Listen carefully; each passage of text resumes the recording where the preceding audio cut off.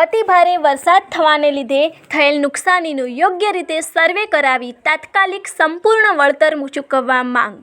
સૌરાષ્ટ્રમાં પડેલા કમોસમી વરસાદના કારણે મેંદરડા તાલુકા સહિત સમગ્ર પંથકમાં માવઠાના કહેરથી ખેડૂતોના ખેતરમાં મગફળી, અડદ, સોયાબીન વગેરે પાકો નાશ પામેલ હોય ખરીફ પાકની નુકસાનીનું તટસ્થ રીતે સર્વે કરવા મેંદરડા તાલુકા સરપંચ એસોસિએશન દ્વારા માંગ કરવામાં આવેલ છે.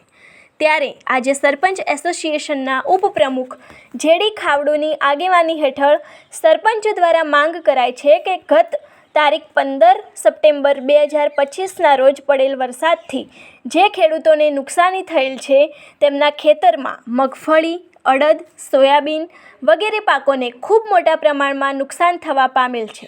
તો દરેક વિસ્તારમાં અગાઉ અને હાલ તારીખ 25 ઓક્ટોબર 2025ના રોજ થયેલ નુકસાનીનું યોગ્ય અને પારદર્શક સર્વે કરવામાં આવે અને થયેલ નુકસાનીનું યોગ્ય તથા તાત્કાલિક સંપૂર્ણ વળતર સરકારશ્રી દ્વારા ચૂકવવામાં આવે તેવી માંગ સાથે આવેદનપત્ર આપી ઉગ્ર રજૂઆત કરવામાં આવેલ છે.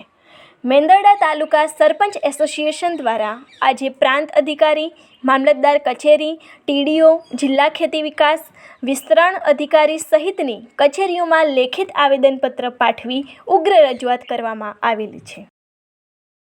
હું જેડી ખાવડુ સરપંચ શ્રી મેંદરડા, સરપંચ યુનિયન ઉપપ્રમુખ શ્રી મેંદરડા તાલુકાની અંદર આજે સતત વરસાદ, ભારે વરસાદને કારણે ખેડૂતો પાયમાલ થઈ ગયા છે. ખેડૂતોને એવડી નુકસાની થઈ છે. સરકાર ગમે એટલી સહાય કરે તો પણ ખૂટે એવી બાબત છે.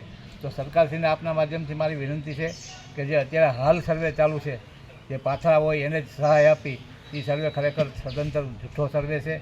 આ સર્વેથી ખેડૂતોને આપઘાત કરવા પડશે, કારણ કે ખૂબ ખેડૂતોને નુકસાની થઈ છે અને એ ભરપાઈ થાય એવી પરિસ્થિતિમાં નથી.